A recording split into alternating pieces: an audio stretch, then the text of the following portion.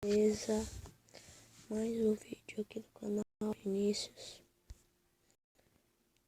Então, vamos logo pro vídeo. Meu deck é esse: Príncipe, P.E.K.K.A, Mago, Valkyria, Horda de Servos, Fúria, Cultor de Shira e Zap. Bom, o replay que hoje eu vou mostrar é esse aqui, ó.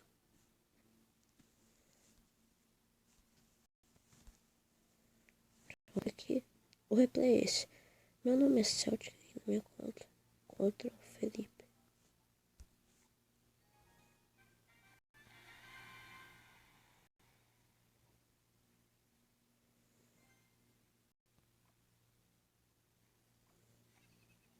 Ele já tinha começado com os goblins, depois comecei com a Valkyria. Eu comecei com a Valkyria e o Príncipe.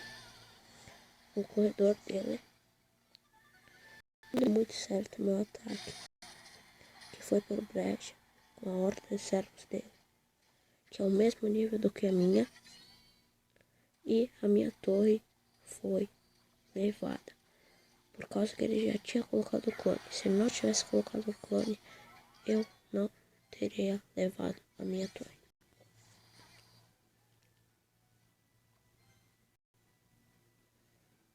Aí ele coloca o mago, beleza. E o barril de goblins. Depois coloca o mago. O mago dele se distrai com a minha torre.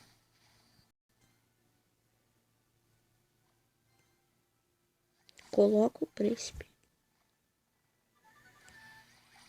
Mas infelizmente meu príncipe se distrai com a Valkyria. Mas tudo bem, beleza. Ele não é morto. Aí levamos a torre dele.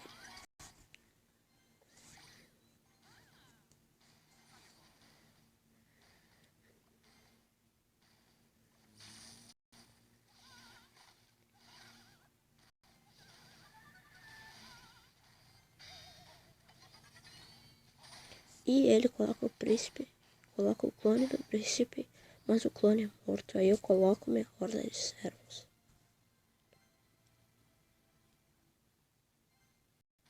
Minha horda de servos se distrai, era pra ir na torre do rei, mas ela vai pra torre da lateral esquerda.